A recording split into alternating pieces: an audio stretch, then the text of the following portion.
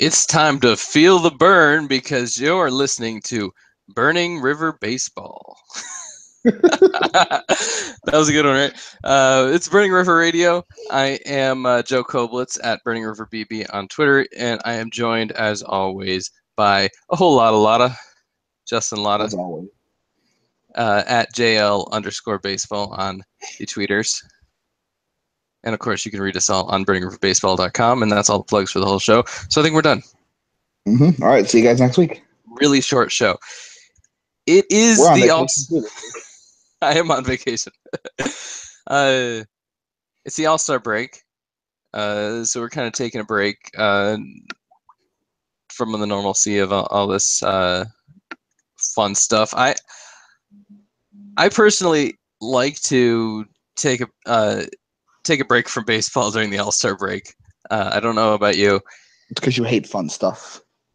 It's because I hate fun. It's because I watch baseball every day, and even like Thursday, the Indians are off, and I'm going to an AZL game, so I'm still not really. You hate fun stuff. Getting away from baseball. I'm going to like 6 games the next week. Because I'm going to a game in Oakland and then I believe 3 games in San Francisco. There's 7 days in a week. What are you going to do the 7th day?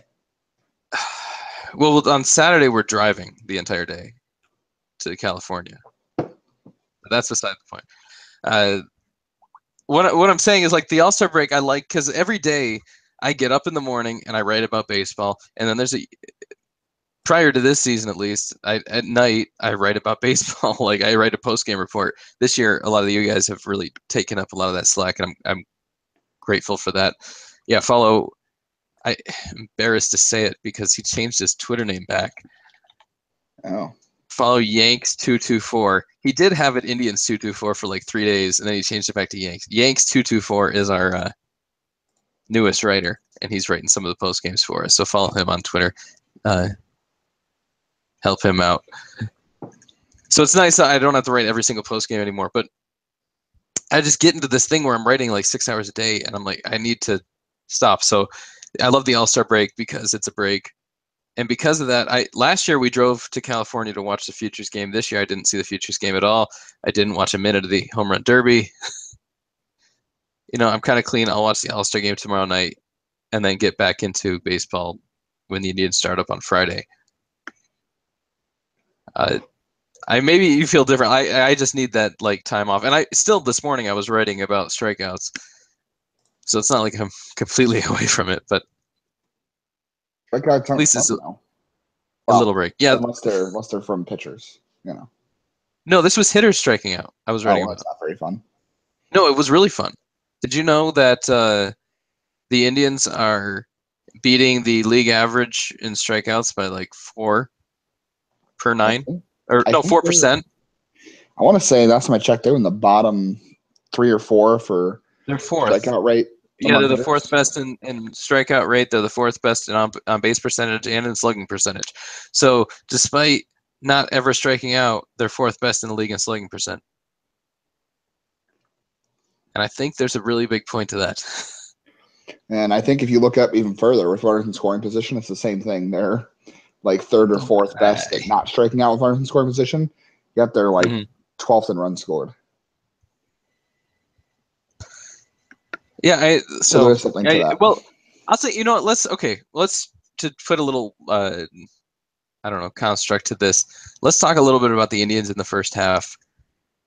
Expectations, reality, what happened, and if you say that they played in the Central because it's a weak division, I might have to end the show because I've heard it a million times and it's fucking boring at the moment.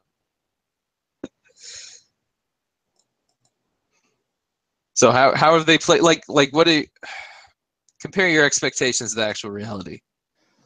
I don't know how you can say they've met expectations. I mean, I think nobody saw Corey Kluber having a back issue and missing a month.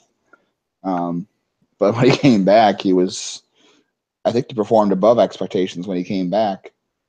I hate to say it, but after Kipnis's spring injury, I think what he's doing is probably about what you expected from a guy that missed all spring training. Santana's been disappointing. Lindor after April has been kind of a bummer. And then you have Jose Ramirez, who just is a god in Cleveland. It was very fun in Sunday Night Baseball after he hit that home run. Everybody was like ready to carry Jose Ramirez on their shoulders like it was a Jewish wedding. It was quite the scene. But yeah, I'd say overall they've been pretty they're an average team. I mean, they're leading their division. They're lucky that the Royals had a shitty start, and if they'd had a better start, they would be closer to the Indians right now. The Minnesota they're starting to. But if anything, to me, the Royals are outplaying their expectations already with Jason Vargas, and I mean Kane's playing as well as he does. But they've played beyond their expectations to this point this year. Sure, because they've also been missing Danny Duffy for a month. Yeah, so to me, like the Royals aren't even legitimate wild card contenders. No, they're not going to keep this up the rest of the year. They're just not. They don't have the rotation of the bullpen. So I mean, the Indians, I think, are. I don't know. I guess they're probably. I mean, when we did the podcast or predictions this year, I think everybody said 100 except for me. I think everyone said 100 games. I said 99, but. No, I think No, one said 100. I think I said 96, and that was pushing it. I think everybody but us said 100. I think John said 100. I think Mike said 100. I think Mike. Well, Mike just said whatever he said to say it, but don't listen to anything Mike says ever because he's just wants attention. I'm pretty sure John said at least 100. But either way, I mean, they're not going to win 100 now. I think they're going to win 92. I think I said 99. I think they'll win 92. So I don't think they're that far off. They're still on pace to win 91 or 92 games, and they've not played as well as I think everybody thought they would, but they're still gonna wind up in the same place everybody thought they were going to wind up anyway. Mm-hmm. Yeah, and I'll say that I think I said on Twitter that I'm not going to talk about media today, and I'll say I don't read the local media at all. I try not to read anything anyone writes because I don't want to accidentally copy somebody else's information, whatever. I don't want to take from anybody else. I like to have everything I write be unique. So Terry Pluto wrote something about how the first half of the season had been disappointing. And from the comments I was reading on that, I didn't read the actual Terry Pluto piece, but the comments I read of the piece, it seemed like he was really down on this year. And I'll say there's no way you can say this has been anything but disappointing based on the preseason expectations. But the fact is, if you get to the playoffs, that's all you can do in the regular season is get to the playoffs. You can't win the World Series in the regular season. So they're going to get to the playoffs. I mean, it's almost guaranteed. They have a much better chance than the Cubs, even at this point, of getting to the postseason.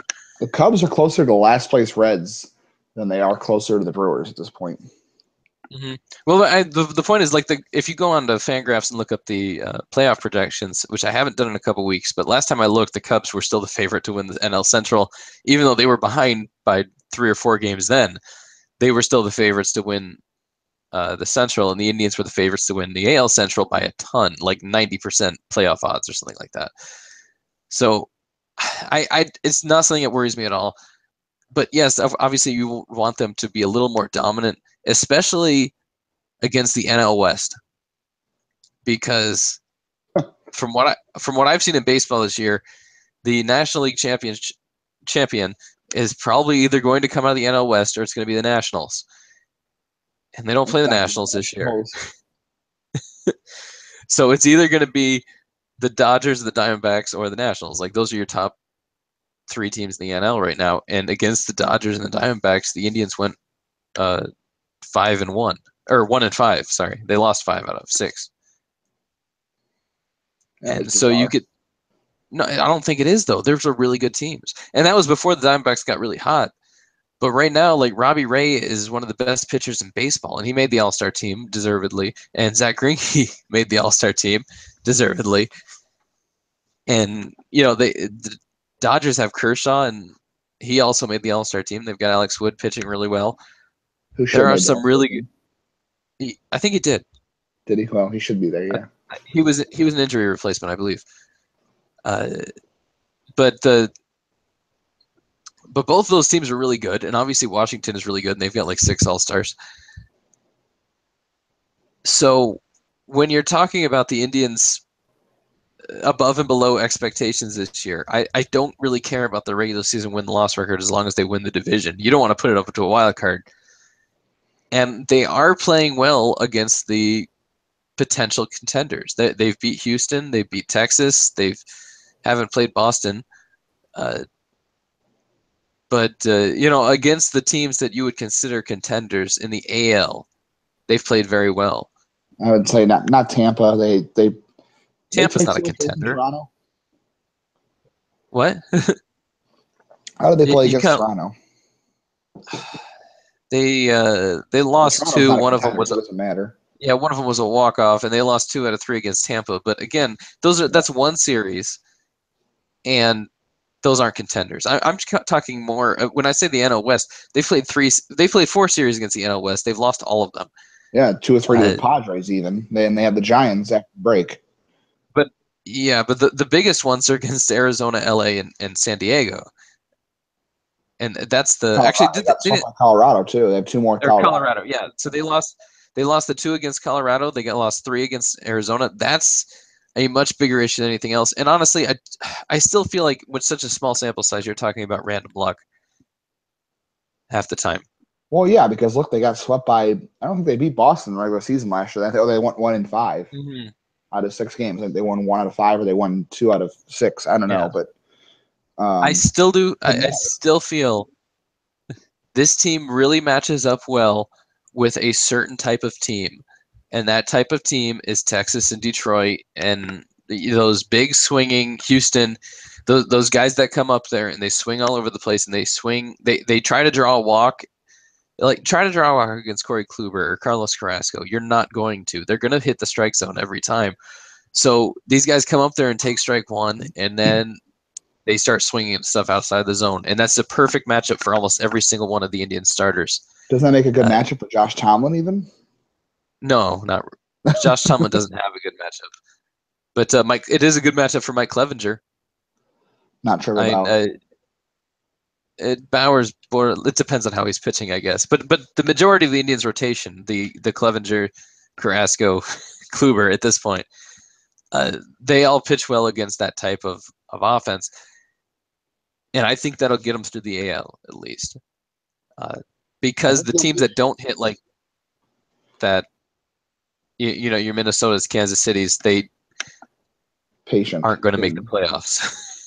Yeah, I think the only issue the Indians have with that is their offense against Dallas Keuchel. Like they're terrible against ground ball pitchers. Look at how they did to Michael Fulmer on Sunday night. Like they grounded out a ton, except for Ramirez's home run. Well, yeah, and that's completely the pitching staff. And they beat Lance McCullers, and who's not a ground ball pitcher. He's a strikeout guy. So they hit the strikeout guy as well, like Verlander, but not ground ball guys. Well, yeah, and I'll say I just did that piece on strikeouts, so it's all fresh in my head. I found it was interesting the Indians not striking out so much because they've actually lowered their strikeout rate from last year as a team. And since 2013, and Tyler that's some of it. That's some of it, but it's actually Edwin Encarnacion. Like, if you want to take Mike Napoli, you compare him directly to Encarnacion, and his is about 10% lower and a higher walk rate. Yeah, so if you look at that, it is an extreme difference. But what was interesting to me is that since 2013, their strikeout rate has been dramatically, and by dramatically I mean by about 2%, lowered by Jose Ramirez and Michael Brantley. Those guys have been so good at not striking out that they've lowered the entire team strikeout rate. They've had about 15% of the at-bats, and they've lowered the entire team strikeout rate by about 2% each year. Lindor in that too, if you go back to 2015, because but his isn't as extreme. This year it's better. He's been better this year. Santana's been better this year. I think even Kipnis has been better this year at striking out less. I'm saying less than they did in previous seasons. Zimmer has not been. I think, Chisenhall's is down. I want to say Gomes is actually probably down too. No, Gomes is the only guy. I ran the top worst strikeout victims in Indians history, instead of doing it cumulatively, which is usually how I look at it, I did by K rate, and Gomes is the only active player in the worst 10. Yeah, that makes sense. So even Tyler Naquin, wow. There was a minimum. I don't think he hit the qualifying minimum. I was going to say, because Naquin's was pretty high last year. I can't remember what it was. Okay. I did want to say, you're talking about the Indians' rotation. They are second. Well, the pitching staff as a whole right now is second in WAR in all of baseball behind the Dodgers. Most that's Corey Kluber. The Diamondbacks. The starting rotation is fifth. So a lot of that is the bullpen. Oh, yeah. Considering the starting rotation, they're still fifth. And that includes Josh Tomlin pitching every 5 days. Number real quick. Josh Tomlin, he has a 1 WAR. But he's got amazing. A 5.90 ERA and a 4.47 FIP. So despite Tomlin being terrible every 5 days, there's still a top 5 pitching staff in baseball, which is why we're not going to talk about trades today.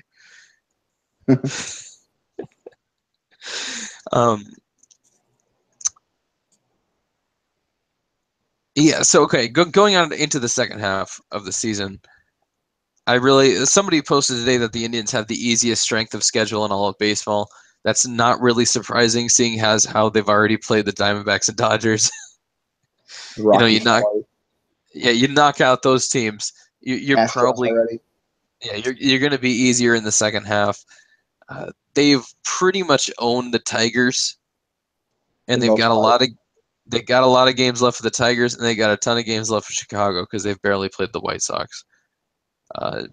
3 series against the White Sox. And the White Sox should be worse by the time August rolls around. They should get rid of Frazier and Cabrera and half their bullpen. Yeah, so there's a lot of games left in the Central, particularly against the Tigers, Royals, and White Sox, because they played the Twins a lot already.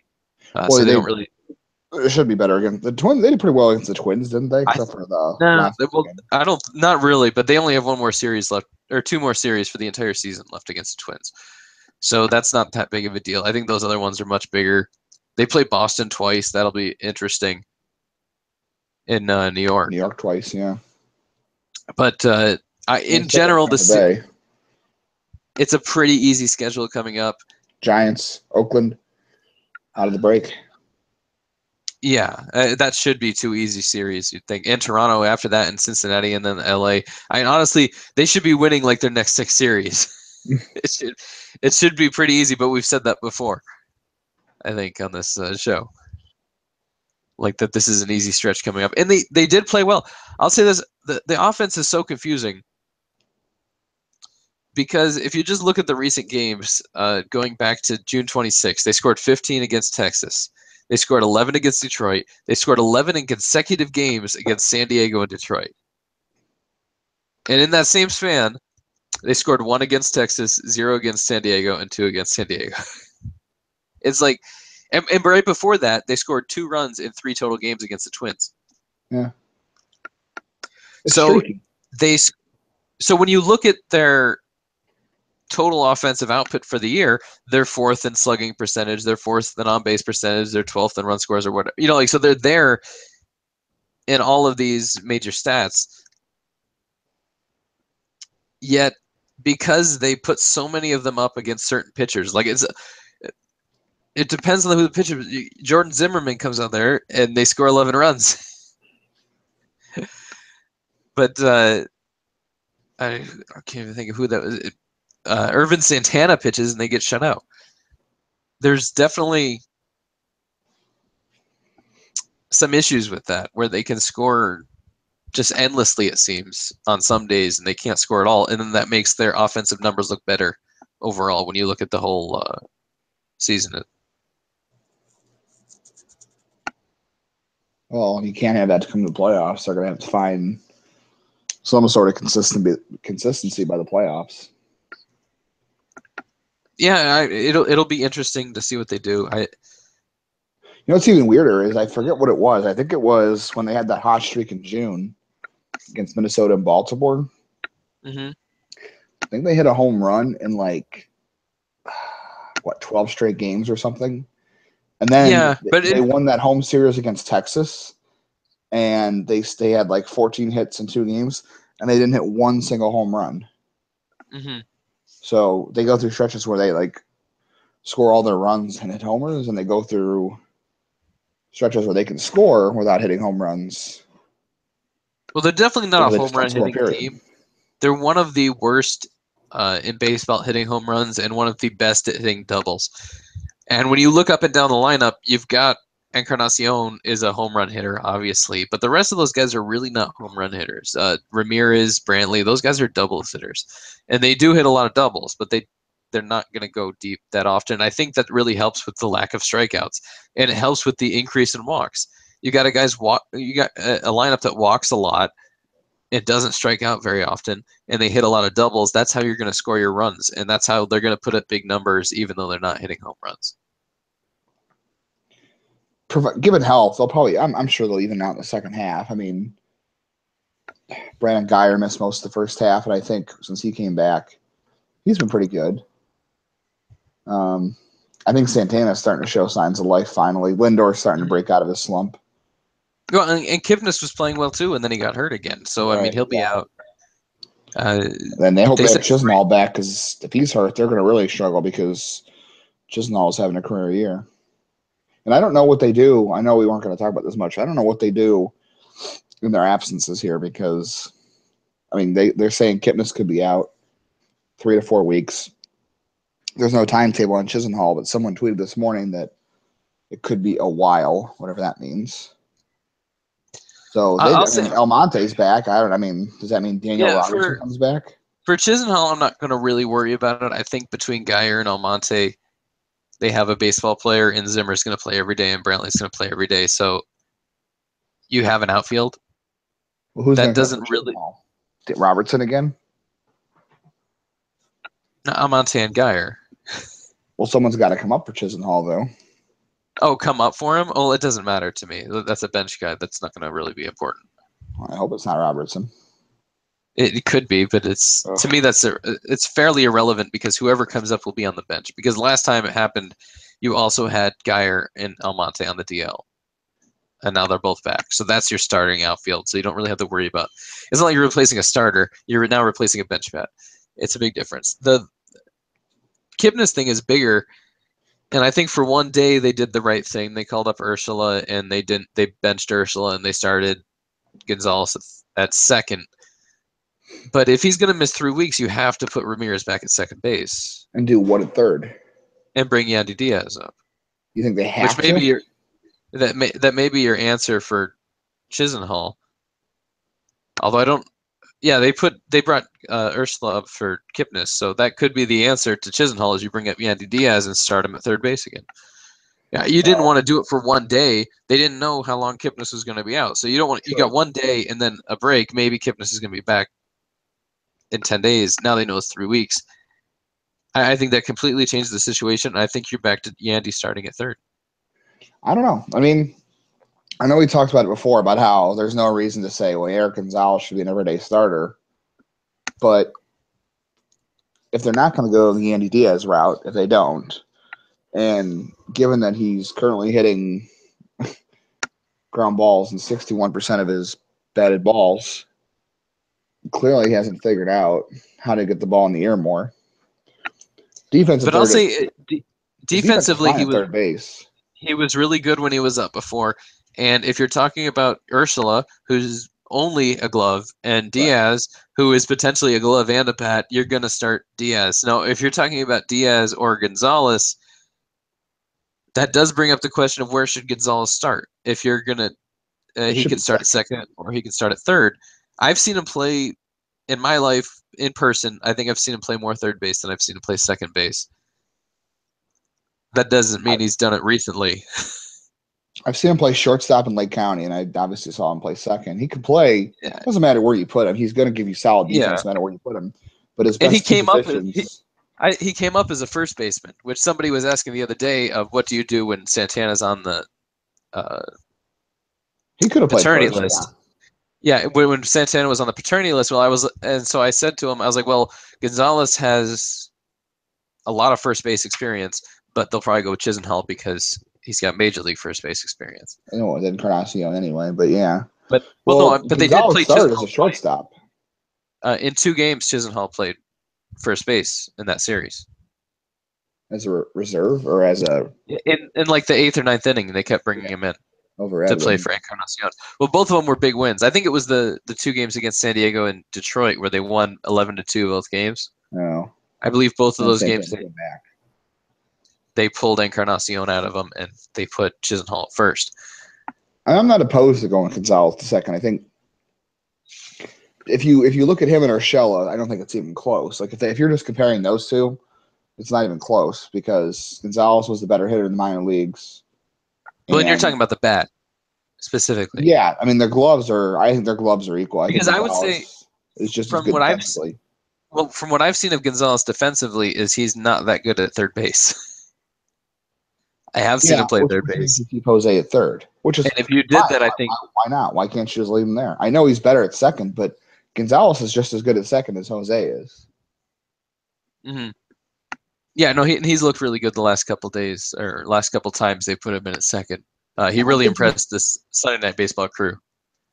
I would like to see them maybe go with Gonzalez for a couple of days, see what happens.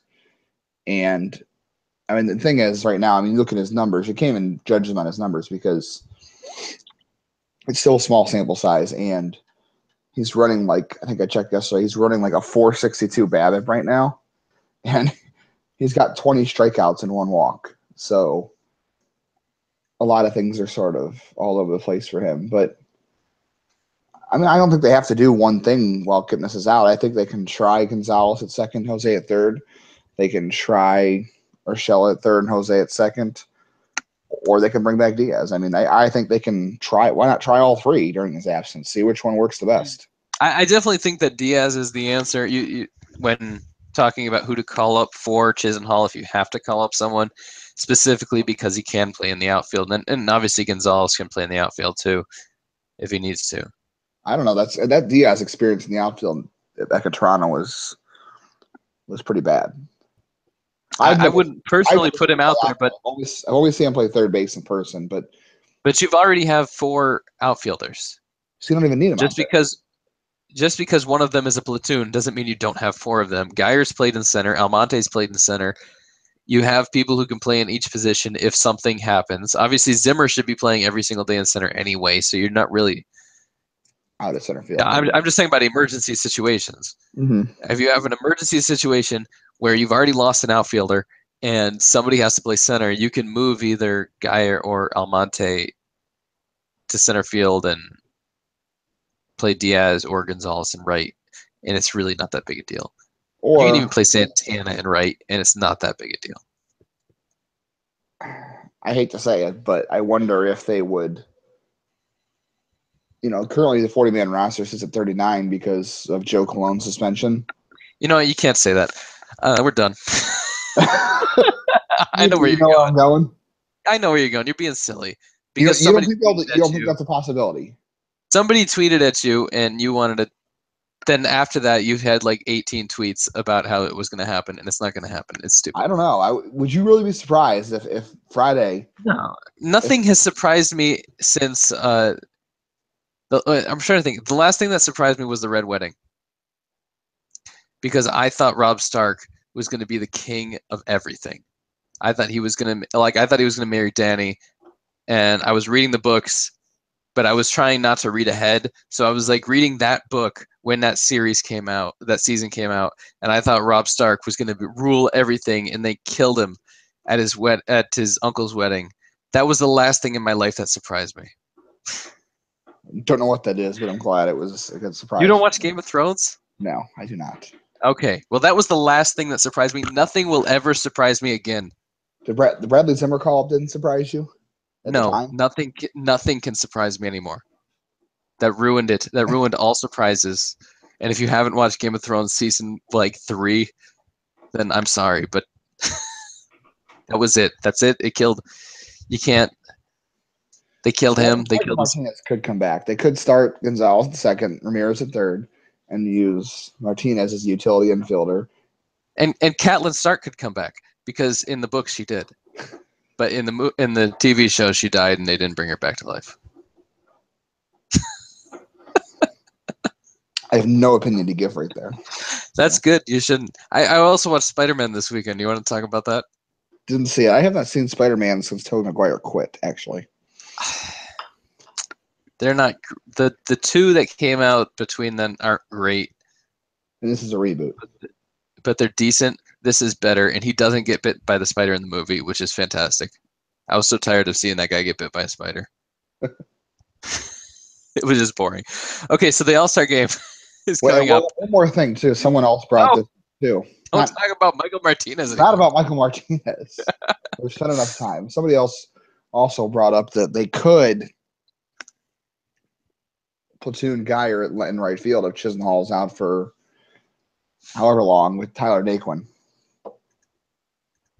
I like Tyler Naquin, and every time I say anything about him, Gavin starts yelling at me. I mean, that's possible. I mean, he's definitely more suited to be a right fielder, and he is hitting at AAA, but it's AAA, and he's also 26. So, yeah, so he should be in the majors, and that's pretty much been my point the entire time: is that Tyler Naquin should be in the majors with somebody playing where? Oh, not here. Yes, he would not start over. He should not start over Chisenhall. Obviously not Zimmer, and obviously no, not he should not. And that's kind of like let me clear this up, I guess, about Jesus Aguilar. I don't think Jesus Aguilar should be playing for the Indians right now. Over Edwin or Carlos. I've never said that. I said in the offseason, I've said 2 years ago that they should trade him and get rid of him because I knew he was never going to play for the Indians. There was never a chance he was going to play every day for the Indians. They had 1 year. They had a chance. It was like 2013, maybe 2014 when he first started coming up. And he played like 3 games. And as soon as they did that to him, I knew that they were never going to give him a real chance, and I wanted him gone. I also thought that he was going to put up a season like he did this year. That doesn't surprise me at all. When looking at his minor league numbers and comparing them to guys like David Ortiz, who had very similar stats in their, and had similar situations, I really did think he was going to come through. But the fact is, there was also an 80% chance he wouldn't come through. So the Indians couldn't afford, being a playoff contender, to have him on the roster. They needed to go out and get Encarnacion. As soon as you get Encarnacion, there's no room at all for Aguilar ever, because Encarnacion's around for 3 years and Bradley will be up in 2 years and whatever. So there was never a point. So he should have been gone. But I did see this. I do think he is a real MLB hitter, even if he just keeps this up for 1 season and plays 2 more years like Chris Colabello, who was just cut by the Indians, or quit on his own or something like that. Yeah, whatever. He's gone. Release. Yeah, he's gone either way. But I do think he can have at least a couple good seasons. He's not an all-star. He's not a Hall of Famer. He's a baseball player that should be in the major leagues. Maybe it's just a good time for them to get an audition for Naquin if they can trade him, because he doesn't have, like you said, he doesn't have a place here.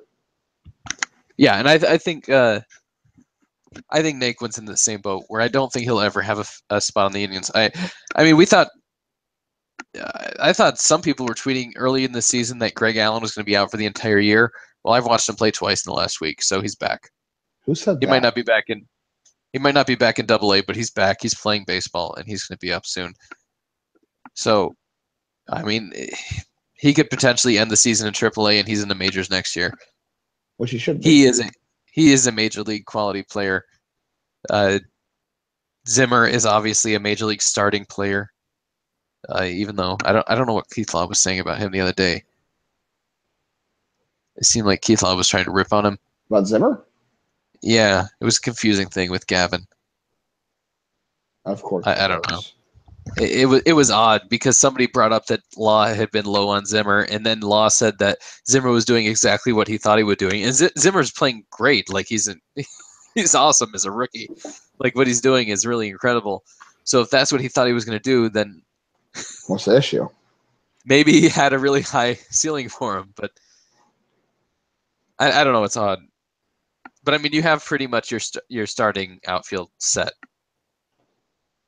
With that to play with, or they can just call it Richie Schaefer. I would be all for Richie Schaefer. Well, that could be interesting. I do want to talk about the All-Star game real quick before we quit this thing. The first thing I want to say is, how awesome is it that the Indians lineup is better than the AL All-Stars lineup? Isn't that cool? Like on the Indians lineup, Jose Ramirez is the 5th best hitter.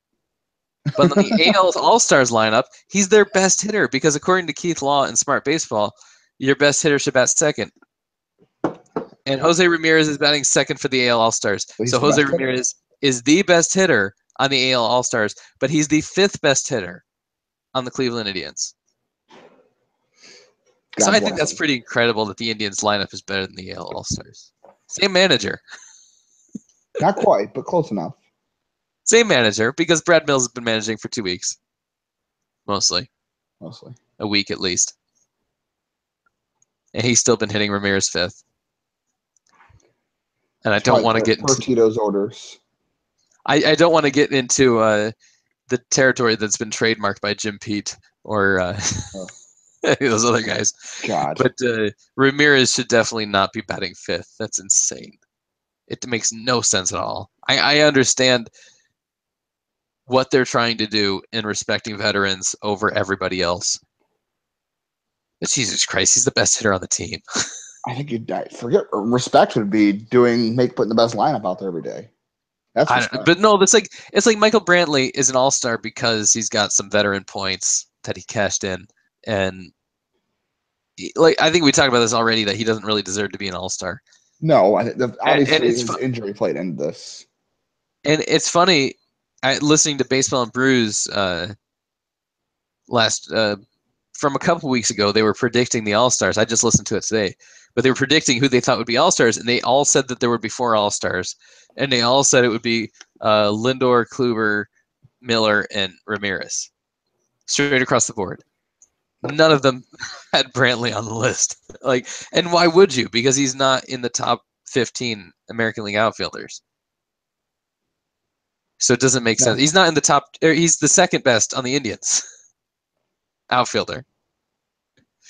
So it made no sense at all for him to make that team. So it was a reputation. Now you've got his injury. Yeah, talked about that. Well, that's why he's batting 3rd instead of Ramirez, who is a much better hitter. And that's obviously. I'll go back on my strikeout thing for one last time. Both of them should hit that high up. 2 and they're both Brantley never. 3. Yeah, I think Ramirez 2 and Brantley 3 would be great, or flip them or whatever. I like Lindor leading off. And I actually like Brantley leading off. Brantley. Either way, the 3 of them should be batting 1, 2, 3. Lindor, Brantley, Ramirez should be batting 1, 2, 3, and then Encarnacion. And now we're talking lineup construction. After I promised my thousands and thousands of Twitter followers we wouldn't talk about this. Well, I want to talk about it specifically. Why it's stupid Jose Ramirez hits 5th. Yeah, that's the only thing I want to say is that he's batting 2nd on the All-Star team, and he bats 5th for the Indians. And it was predicted. Kevin Dean, I saw that advocating for this. Yeah, I mean, he said weeks ago or a week ago that it's going to be fun that Francona or Mills trolls us and puts Jose 2nd. And I remember all the other research he had too. It showed, I think, that by hitting him 5th and not 2nd, they've cost Ramirez 60, 65 plate appearances this year already. That seems significant. That's almost 3, 4. Yeah. That's almost a week. And I'll say of the whole lineup construction bullshit, there have been plenty of times when I've seen it happen more earlier in the season, but when Encarnacion would get on and then Ramirez would get a hit, and if it had been reversed, and it ended up with a 1st and 3rd or a 2nd and 3rd situation, and if it had been reversed, Ramirez would have scored every single time. If Ramirez is on 1st and Encarnacion hits a double, he's going to score every single time. Whereas if Encarnacion's on 1st and Ramirez hits a double, he's never going to score. And I think it happens enough that you just got to flip those guys in the order just so it stops happening where you're wasting those runs on base. At least hit him 3rd. And that can be a thing where you've got all the advanced metrics saying the Indians should be scoring more runs than they are, and maybe you're losing some runs because of that. That's another thing that's weird. And I think Gavin points this out a lot, is that for as analytically inclined as the organization is, that this continues to be such a weird problem. It's like the Pirates today. I saw the Pirates are going to put Starling Marte in left when he comes back off of the PED suspension, despite the fact that McCutcheon's one of the, I think, 5 worst defensive outfielders this year. Mm-hmm. And it's like they might be more analytically inclined than the Indians. They're, I don't know if you read Big Data Baseball, but they were one of the very first teams that kind of go all in on shifting. And now they're doing extreme outfield shifting. So they're extremely analytically inclined. And because Marte got suspended, they're punishing him or something, I think, by putting him in left and keeping McCutcheon in center. So they're punishing themselves. Like it feels like the Indians are punishing themselves, despite the fact that they are a good, they're an analytically driven organization. I've made jokes about it, how like the Indians are almost handicapping themselves. Like they realize they're so much better than every other team in the Central that they intentionally play worse than they need to, with lineup construction, with positioning, because they know they're going to win by so much anyway. It doesn't even matter. So they'll rather give deference to those players that they like. Here's where it matters again. Okay. Last night, who made the last out? Lindor. He was hitting second. Zimmer was on first, so Lindor was a tying run. And not that I have anything against Lindor offensively. I know people want to, crap on his season saying he's horrible. He's not horrible. He just went through a slump for the first time in his career. Okay, that's going to happen. He hasn't been through one yet. So, but if Ramirez is hitting second, I mean, who do you feel better with to be the tying run in the 9th inning? Ramirez or Lindor? Who do you feel better with? And Keith Law talked about that a lot in his book too. I forget, he brought up that exact situation about how the number 2 hitter comes up more often in the 9th inning with the game on the line, and it's there were often 9-1-2. Yeah, and so many, like, the percentages say that that's the hitter that's going to come up in the 9th inning more often with the number 3 and the number 4 hitter on deck or in the hole. And you have Ramirez all the way down there at 5, waiting for something. Like, that's the most common situation in the 9th inning, and that even if it doesn't make that big of a deal every time, when it does, you're going to be mad that you missed out. And obviously, like, if there's a game where every batter gets 3 at bats or every batter gets 4 at bats exactly down the lineup, it doesn't affect that game. But it affects the games where you turn the lineup around and you have the first 3 guys hit again or something like that. The first 3 guys get 5 at bats. Then all of a sudden that's affecting the game. Whatever. It's silly. I will say, going back to your Marte comment, that's just where I am in Smart Baseball, is he's talking about defensive statistics. And it's something I didn't realize, I guess because he was in the National League. But Ken Griffey Jr.'s defensive stats for his career not good. Look like he was they look like he was a whatever defender. And he was one of the best defenders in baseball history until he turned 30. But because he insisted on playing center field after that, he had literally the same negative number after he turned 30 that he had positive before he turned 30. And he canceled out all his good stats. Because of the injuries, yeah. By just playing terrible. Well, he was big too. Like, he gained a lot of weight and was a lot. And he had leg injuries. He was slow later in his career. I did see him play. Turned into Michael Brantley defensively. That's what happened. Yeah, so that just made me think of that not putting Marte in center field and going with your veteran guy who, thinks deserves more respect. Just go with the smart decision. You don't need to. I don't understand the respect factor here. Do you want to win or not? Like, it's disrespectful to the other 24 guys in your roster that you're not putting the team in the best position to win, I would think. If you're a veteran that wants to win. And that's why you got to get rid of Josh Tomlin. You didn't even know we were talking about that. I'm having a hard time coming up with a counterpoint, actually, yeah. Although, when Salazar comes back, I mean, you're going to put him back in rotation to get rid of Tomlin? That's the discussion on Baseball and Brews was that they needed to trade Salazar. What? And the discussion on this show is that they need to cut, I think they need to trade Tomlin, because if Bartolo Colon can sign another contract of any kind with anybody, then somebody wants Josh Tomlin, because he's way better than Bartolo Colon. So if the Twins want Bartolo Colon. Maybe trade him Josh Tomlin for anything. Trade him for an A-ball guy who's nothing. I don't care. Like, I'm not saying that they're going to get anything for him, but trade him and bring Salazar back or bring Merritt up. I'd like to see Merritt pitch more. Merritt's never done anything to me to make me think that he can't pitch. Let me see him pitch a couple of baseball games. How about Maury Mondo? Has 2 complete game shutouts in Columbus. Let's see a little bit of Maury Mondo. I would rather see Julian Merriweather than those two. I'd like to see him too. How about we see all of them? How about we stop looking at this guy who's been here since 2010 and whose velocity keeps decreasing, and all of a sudden he can't throw a strike, which is very facetious because he's literally the best pitcher in baseball at avoiding walks. But all of a sudden. But no, even this season, last I checked, he was leading the AL in least amount of walks allowed. Just the last few starts he's had issues, yeah. This season. But because he's so much worse than he used to be at allowing walks, like he has the worst walk per 9 in like 5 years. Yeah, it's not of his career, but it's in like 5 years. And he's still best in baseball in the AL. But despite that, like because of that little bit of increase in walks, all of a sudden he's that much worse of a pitcher because he's always going to give up the home runs. And I swear, like I've done this podcast. We used to do Burning River Radio with Mike like 4 years ago, and I did Tribe Time Now last year. And it wasn't always Josh Tomlin, but I swear I've always been railing on the Indians for being way too loyal to somebody.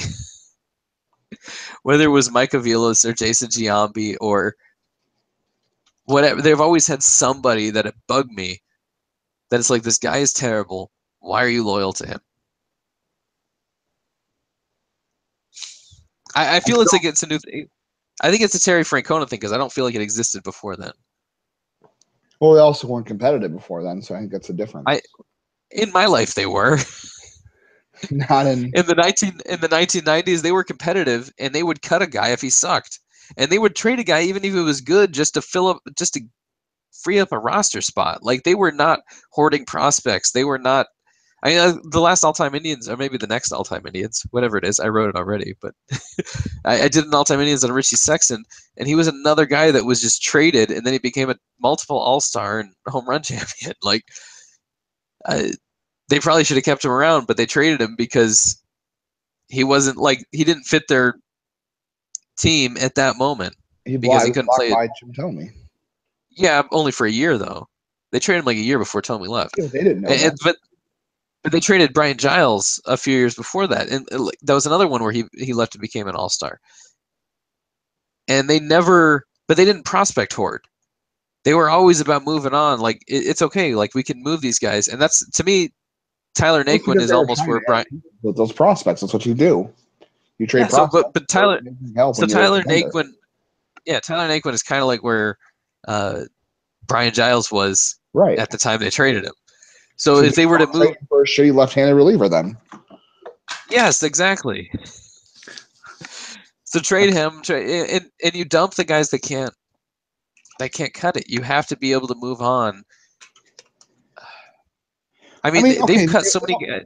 Josh Tomlin had a good year last year outside of August. You can't deny that. The numbers say he did. I've written about it plenty of times, and the first article I wrote this year, and I commented. I just wrote another Tomlin article last week. I saw. The first article I wrote about Tomlin this year during the season was like 3 starts in, and I said they need to cut ties with him because Clevenger was killing it in AAA, and I said they need to get Clevenger up immediately. They need to cut ties with Tomlin and just move on. And I got more negative responses to that than any article I've written since I did a pro and con of Chief Woahh like 4 years ago. Whoa. And the pro and con of Chief Woahh got so many negative responses that I haven't touched the topic since. My only issue, you can move on. I think they can move on. But the thing is, I don't trust Danny Salazar to come back and be anything good. Like, I think it's like last year where we thought, like, if Michael Brantley came back and did anything, it was a bonus. I think that's how you need to consider Salazar this year. If he comes back and does anything, it's a bonus. And that's fine. I guess you could say that. Last year in the playoffs, remember, if Salazar and Carrasco are healthy, Josh Tomlin's not starting any of those games. It's definitely it's Kluber, it's Carrasco, it's Salazar, and it's probably Bauer who makes the fourth start, not Tomlin. Mm-hmm. And that's what I'm saying is that the Indians are so deep in starting pitching. If you want to call them quadruple A starting pitchers, that's fine. But Tomlin is essentially a quadruple A starting pitcher. I think I could check this, but San Diego was making a huge deal. I listened to the San Diego broadcast the other day when he pitched, and they were making a huge deal about how he had the lowest or the worst ERA in all of baseball. If that's not a quadruple A pitcher, what's a quadruple A pitcher? Yeah, I mean, literally the worst in all of baseball. You could put Merritt. I'm looking it up now. So you could put Merritt. You could put Plotko. You could put Mormondo. You could put Merriweather. I haven't seen Merriweather in a major league game yet, but you could put any of those guys to make Tomlin start. They would do just as good or bad as him on any given day. That's why I'm qualified starters. Ryan Merritt, because Ryan Merritt is essentially a left-handed Tomlin, and I don't think he has the command that Tomlin has. Here's the qualified starters in the major leagues right now. Matt Moore is worst with a 6.04 ERA, and he's only allowed 1.37 home runs per nine. Only. Plays too. Tomlin has a 5.9 ERA and is second to worst in all of baseball and worst in the American League. And he's allowed 1.65 home runs per nine, which is it's better than he was last year at this point. And I wrote another article that was around the whole baseball sports daily sites about what type of pitcher that wasn't it. It was who's been most affected by the home run increase. And what I found a ton of home runs. What? Guys who've already given up a ton of home runs in the past. No, that's not the answer. Who's most disproportionately affected by the increase in home runs? They're pitchers who are outside of the top, 10% of pitchers who never used to give up a whole bunch of home runs. So like Bauer. No, I think he's even below that. It's like it was really good pitchers that were not the Kershaw type. Kershaw, Kluber, Sale, those guys are not giving up any more home runs at all. Some of them are even better than they used to be. Tomlin, I don't remember his name popping up on that particularly. Because it was only the top certain amount of pitchers I was looking at. So I don't remember if he was on that particular list. Because I was looking at the entire major leagues. But the guys who gave up a ton of home runs, the guys who gave up the most home runs last year, also generally improved. They gave up less home runs this year. But it was the guys who were in the middle that gave up the most home runs this year. The biggest increase in home runs this year, at least. So Tomlin is not necessarily getting hurt by this home run increase because he was already giving up as many home runs as he could possibly give up. It wasn't like guys were hitting fly balls to the wall before and now they're going out. That's a better case for Bauer, who is actually 8th from the worst in the majors in ERA, so he's on this list as well.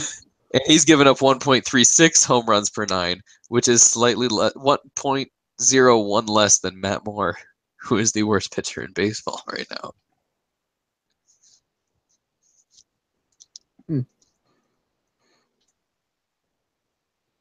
So I don't know. I mean, I think they can. I don't know. He's obviously replaceable. Like I said, Ryan Merritt can do what he's doing just as good or bad on any given day. Yeah. So and that's why. So can Mormondo. But I don't know. You're probably more likely to get a rare good start from Tomlin. The other three guys, I guess. And I'll say Salazar to be the guy where you can say, okay, well, Clevenger replaces Tomlin, and Salazar gets his rotation spot back, which they look like they're going to try to do. But I think they are. And I was just about to say that they announced that the first three starters after the break are going to be Carrasco, Kluber, and then Bauer. But then they didn't go after that. They didn't say, okay, we're going to keep going with Clevenger and Tomlin after. And I think that's because Salazar just made a start in Columbus a couple days ago, and he's scheduled to make a start in Mahoning Valley within the next Tomorrow? day or so. Yeah, if you're listening to this, it's probably today or yesterday or whatever. So the point is, Salazar would be pretty much perfectly in line to come back for that fourth spot in the rotation. And I think If he's that not that's what they're trying trash, to do. rehab start again. Yeah, they'll either, well, even if they do, maybe they'll go around with this rotation one more time, and then the time after that, they'll put Salazar back in. But I think the plan right now is to get Salazar back into the starting rotation. And I want to see him back in the starting rotation because if you look at his numbers, especially his peripheral stats, when you're eliminating some of the noise from batting average on balls in play and things like that, he's among the best pitchers in baseball. Yeah, so the strikeout rate's high. So the walk rate's still up there too. It is what it is, and I think that's somewhat to do with the injury. And the people who didn't. You can't totally write off BABIP either because you have to consider how much hard contact he's giving up. Just the same with Bauer. I mean, I haven't looked it up in a few weeks because he's been hurt, but Salazar early in the year was among the highest in expected batting average and expected BABIP because he's giving up a crap load of hard contact. Like when guys aren't swinging and missing, he's giving up a shitload of hard contact. Oh, he doesn't qualify, so I have to look up. That still explains why BABIP's so high. That's why Bauer's had the issues he's had. That's why Salazar had the issues because, yeah, like he's running a really high BABIP, but he's also giving up like a crap load more hard contact than he ever used to. Bauer's still running into that problem. When guys make contact, they're hitting the crap out of the ball. Yeah, and I'm looking at the top hard contact in the league, and Bauer is 17th and Tomlin's 21st, but I'm not seeing Salazar on this list right now. Probably doesn't qualify because of the innings. Well, that's why I dropped the innings down to check that. If I drop them down any lower, you're going to get guys who pitch 2 innings. Maybe not. I don't know. But I don't know how many innings Salazar's pitched this year. Let me check if I can find X stats. But the point is, Salazar is an extremely talented pitcher, and if the Indians are going to dump somebody, just dump them. Which I guess that's what bugging me is listening to baseball and Bruce is like, oh, dump them just to dump them, just because you need to clear a roster spot. Ignorant and so short-sighted. It's like you don't realize that this guy is an incredible talent, and he really should be. It's not like we're talking about Naquin should be a bench outfielder on some other team, or Jesus Aguilar should be a first baseman, a pinch hitter on some other team. Salazar is good enough to be a starting 3 on the Indians. He's good enough to be here. Maybe he's not that right this second, but he's still under contract for another 3 years, and by the time that's up, he will be. Right. So I think it would be a huge mistake to give up on him now. I wouldn't give up on Bauer now either.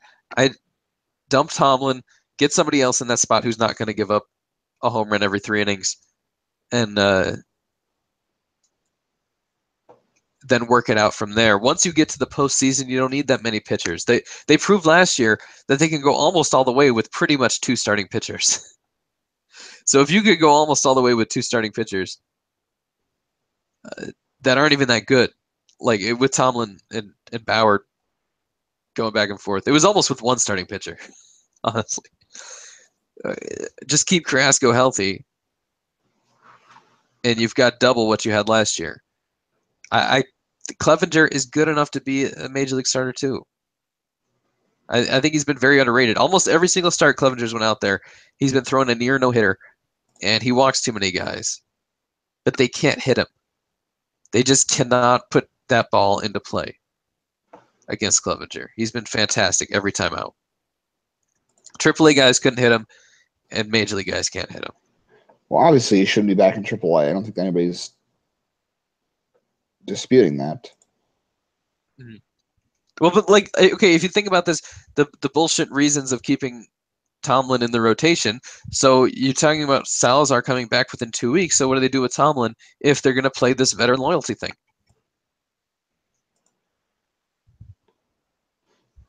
That's a good question. I mean, I had said before about a 6-man rotation, but they also should not be doing that. Now, but it doesn't make any sense anymore because that was before Kluber got hurt. Kluber has pitched so few innings this year, he could pitch every 4 days the rest of the year and he'd be fine. So I think that made sense when you were talking about trying to make sure Kluber was fresh for the rest of the season. What is Bauer's current BABIP? Do you know? I'm still on this. Sorry, I just found the results I was looking for. I have that up on my page for some reason. It's 336. Okay, his expected BABIP is 330. Salazar. Yeah, Salazar's not on my page. All right, well, I don't know if Salazar's it's expected too BABIP few is innings. 346. I don't know what it is when he won the DL, but his expected That's what BABIP Tomlin says right now. is 346. Tomlin's expected BABIP is 357. The league average is 299. Mm-hmm. And it's pretty much been there for 10 since the status has existed. It's been in the 290s. Yeah. I don't know who has the highest. Let me see if I can. There's no way to sort this guy's page, unfortunately. It's a great tool, but there's nowhere to sort. But I'm pretty sure Salazar is pretty up there. I'm seeing a lot of 270s. Salazar's at 361 for the season. What did I say? 330. 340. It was either 340. Yeah, so he's been worse. I just see that K rate, and like now it's been so long since he's pitched in the majors that a couple of guys have passed him up. But when Kluber was on the DL, whatever, Salazar was the Indians' leader in strikeouts for like 3 months, even though he barely pitched at all. Right. So he's got so much ability there. He throws harder than pretty much anyone. Well, they're saying he's slow in AAA or whatever, but yeah, he's topping at like 95, which is down for him. Although he was the hardest. He locates. Yeah, he was the hardest throwing pitcher in the Indians team. He's now been surpassed by pretty much everyone in strikeouts, but he had 73 in 52 innings. I don't know. It's 73 Ks in 52 If he comes innings. back out of the break, I don't know. I mean, the thing is, if you're going to make a trade for a starting pitcher, you don't have a lot of time to have him come back and audition to see if you can trust him or not. And I think that's the only thing this team would go after as a starting pitcher if they feel like Salazar can't do what they need him to do. Because you can't. Yeah, and I guess that's what you're talking about. Again, you're talking about a starting pitcher in the playoffs because I think they've got enough to get to the playoffs as it is. Even with Tomlin in the rotation, they've got enough to get said. I mean, literally, even with, okay, let's just say they go with these 5 guys in the rotation right now, and let's say they ride out the injuries with Kipnis and Chisenhall and don't make a trade or whatever. This team's going to win the division like as currently constructed. Any trade they make at this point is purely for the playoffs. They feel like it's going to make a better playoff team. It was essentially the same with Andrew Miller last year. It would not only have to be better than Clevenger, because right now Clevenger's the 3rd best starter. It would have to be better than Salazar's potential, because right now Clevenger's your baseline. You've got what you got with Clevenger, which is nearly no hittable stuff, but not enough command. And then you've got Salazar as your peak, which is a potential ace, who's not even on the roster right now. So it would have to be better than your baseline, better than the Clevenger baseline. Because if Salazar comes back and he actually plays like he should play, then he's your 3, and you don't need another pitcher for the postseason. So I still say that. And they keep talking about everywhere. They're talking about trade shit. I'm not prospect hoarding. Okay. I would say personally the only thing is then. Go ahead. Yeah, I'm not prospect hoarding. If you got to trade somebody that isn't Tristan McKenzie, even if it's Mejia, trade him. But I don't feel like they need to. I don't feel like the team would be any better by anybody who's available in the prospect in the trade market for anything the Indians could possibly move.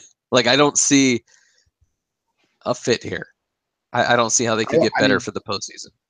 Sonny I see Gray they get better for the regular season. Top flight pitcher. Well, you talked about Garrett Cole last week or whatever. Like, there's a few guys out there, and some people have talked about Chris Archer.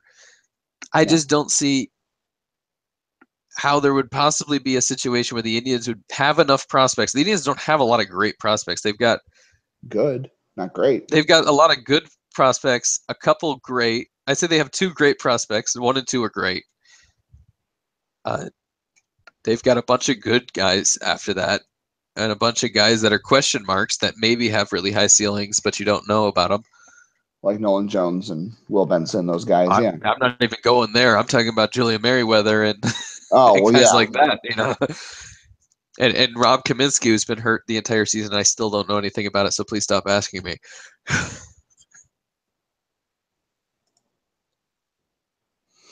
Yeah, so I mean, I don't see how they have the prospect load to get a player. And somebody brought it up the other day that it took Clint Frazier to get a loogie. Well, it took Clint Frazier and Julie and oh God, lost his name already. Justice Sheffield and Ben Heller. Like, it took their top relief prospect, their top two relief prospects. I forgot about Fireisen. Top two relief prospects, their top pitching prospect that wasn't McKenzie, and their top hitting prospect to get one relief pitcher. Can you imagine what it would take to get a starting relief pitcher? But still.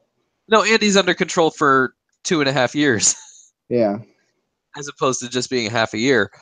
So that, I mean, that it all adds up to making sense. But to get a pitcher the quality of Andrew Miller as a starting rotation, you would have to trade both McKenzie and Mejia and then add on to that. No, I think one or the other would do that. I think you'd. But Justice Sheffield was their second best pitching prospect last year. Yeah. I don't know who their second best is now. So you're really talking. Pannone? Esparza? Yeah, well, no, now there's no one that's qualified. There's no second best. There's nothing else you can go to. Bobby Bradley, I think, has a bit of value. Bradley, Chang, Mejia, and McKenzie. Like, just get rid of the entire future of the franchise. And Greg Allen, I guess you could still include in there. Yeah. So trade them all. I'm not advocating they make those. I mean, I don't see any. I'm with you. I don't see anybody out there that's worth moving those guys for. Yeah, the only pitcher that's better than Corey Kluber in the American League is Chris Sale. The only two pitchers that are better than him in the entirety of baseball are Clayton Kershaw and Chris Sale. They're not getting those two guys. So there's nobody that's worth trading for because you're not going to bump Kluber down in the rotation. You're not going to bump Carrasco down. You're looking to get a third starter. The best you could possibly get on this team is a third starter. Don't trade the entire farm system for a third starter. No, I agree 100%. Trade Josh Tomlin for Danny Salazar. That's the trade that they need to make. I don't like the idea of trusting Salazar. I would entertain this. But it isn't. Again, we said they got the division locked up, and this discussion is circular at this point. They have the division locked up, so it doesn't matter if they win 88 games or 95 games. They're going to win the division. Now, if they lose the division, I'll pull my hair out, but yeah, I'll rip my beard off or something. But I'm pretty sure they've got this division locked up, despite only being a couple games ahead at this point. So you put Salazar in the rotation now. It's kind of like the argument I had last year that you should bring up Yandy Diaz as a September call-up, so in the 7th game of the World Series, Michael Martinez doesn't bat, which I'm pretty sure was very similar to what I said precisely on about September 1st of last year. That was the argument, is you got to get Yandy Diaz a month of at-bats so he can play in the postseason, and they decided not to call him up at all. And so now the argument is you got to get Salazar a couple months of starts so that you know if he can pitch in the postseason. I agree. You got to get him back in there. And you can't just put him – if you're going to put him in the bullpen, you might as well put him in the bullpen forever. I'm not against that because my only that's the other thing too is you're not going to get another Andrew Miller. You're not going to get another Cody Allen. I don't even know if you can get another Brian Shaw on the trade market this year. I have no idea, and I don't think you want to pay what it's going to cost. I don't know how many teams are going after relief pitching on the trade market, but I would like to see another reliever. Like, let's say they go with Clevenger's their third start in the playoffs and Bauer's their fourth start in the playoffs. That's fine. I'm okay with that. But I would like to see, if you only get Clevenger and Bauer through 4 innings, in the playoffs, like they did last year with Bauer when he started Game 1 of the ALDS, and they went to Miller. I would not like to see them go to Nick Goody or Zach McAllister. I'd like to see another arm in there. Like I'd like to see, You know what? maybe someone a little more dependable. I'm definitely not. I'm definitely not gonna throw Nick Goody under the bus for one bad appearance, and I like Zach McAllister as well. Do you want either of them pitching in the playoffs? Yeah. I'd pitch him in the same game, and I made the argument on Sunday, and some people got mad at me that Sunday, the last game before the All-Star break, it was the 6th inning, the bases were loaded, and I said, if you're going to bring in Andrew Miller in this game, now is the time you bring in Andrew Miller in this game. Yep. Because the bases were loaded, and that's just if the bases are loaded, you don't bring in Brian Shaw because he is probably going to give up a hit or a walk. Not necessarily. He has had plenty of perfect innings. But he's much more likely to give up a hit or walk than Andrew Miller is. That is the most high leverage point in that game, guaranteed, in a tie game with the bases loaded. You're never going to hit a more high leverage point. I mean, yes, I guess if he gets out of it in the next inning, they load the bases again and it's still tied, then you could have it again. But it's going to be the same as it was the inning before. So you get out of the one that's there now. You don't know that it's going to happen again. So they should have brought in Andrew Miller. Andrew Miller, I think, must have had the day off. They must have told him beforehand you're not going to pitch. So they didn't. And they brought in Dan Otero, and the whole thing blew up. Now I don't really want to see Dan Otero in a playoff game. But you'd rather see Goody? But yeah, if you've got a situation where he would have pitched in a regular season game, then yes, I'll see Goody. Sunday was not a situation where if that was a playoff game or even a normal regular season game, they would not have pitched Goody or Otero there, I don't think.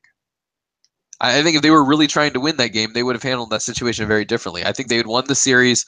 They were happy going into the All-Star break, leading the American League Central by a game and a half. And they were like, okay, let's see what we got with Goody and Otero.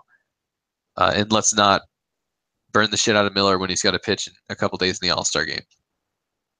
Because he's going to use him in the All-Star game. Yeah. So I think that was the situation. If that was a postseason game, you never would have seen that happen. So in a normal, regular, or postseason game where you would use Goody, I'm okay with them using Goody. I think he's as good as any other of that type of pitcher. I don't think one more bullpen arm hurts. I also wouldn't mind seeing Salazar in that situation either.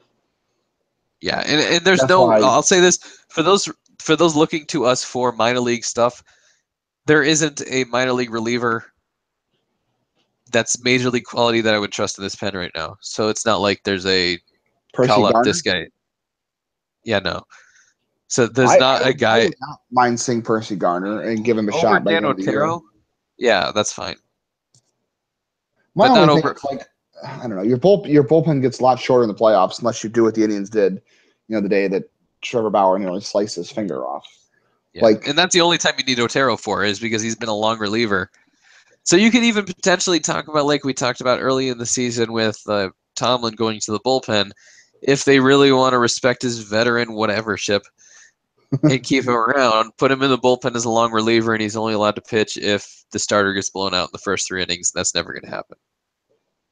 Except for maybe once in a while with Bauer. Yeah. I mean, Clevenger already had his this year. Or not Clevenger, Carrasco. Carrasco already had his this year. We got blown out in the second inning. Once. It's probably one time. It's probably not going to happen again this year for Clevenger or Carrasco, sorry.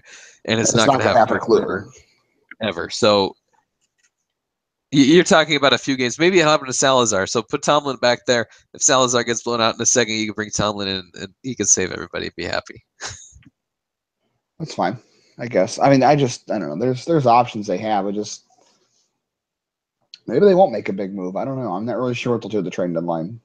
I don't think I'm not seeing anything happen, and I hope nothing happens because this farm system is so depleted, and I think it just lacks bigger names. They can't. I don't know. I think clearly their top 3 prospects now are McKenzie, Mejia, and Bradley, and then Chang and Allen. Although, if you want to But you're consider Diaz a talking, prospect, he's still up there too. but you're talking about guys who are not going to affect this team this year or next year necessarily.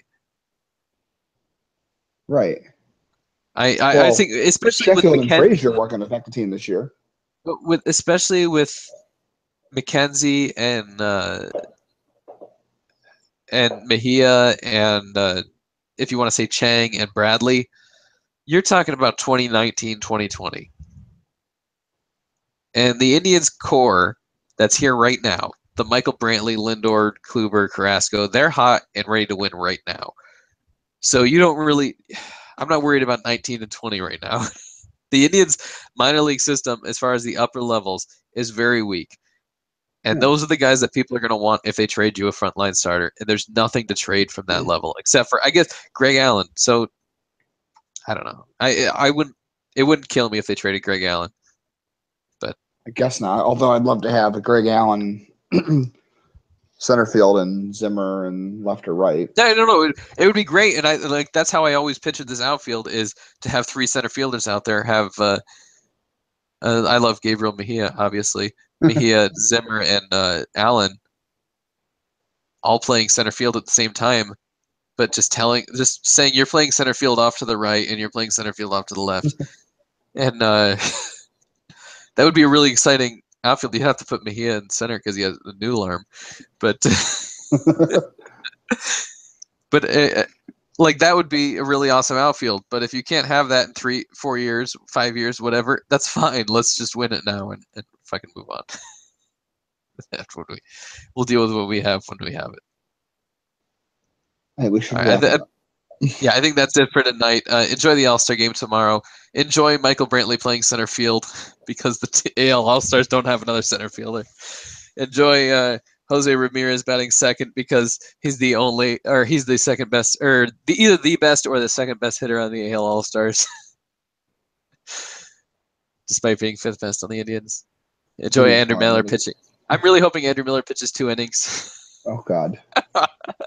I think that'd be fantastic if Andrew Miller pitches 2 innings in relief to make up for Kluber not being allowed to pitch. It should be fun. I love the All-Star game exactly the way it is. I watch it every year, and I am in really favor of the draft for the All-Star game. And we're leaving now. We'll catch you next week. Probably. Actually, I'm gonna be in California next week, so maybe we'll skip one. I'll fly solo and I'll just have a nice positive podcast about Josh Tomlin. Okay. Without you. Do a show with Kate about make how the All-Star game great again. Make Josh Tomlin great again. Yada yada yada. See if Kate will do the show with you and talk about how you need to trade Danny Salazar so Josh Tomlin can start some more. Oh boy. That'll be a great episode for everyone. Maybe we'll skip next week. Maybe we'll skip next week. Have a good night, everybody. Enjoy your break. Bye-bye.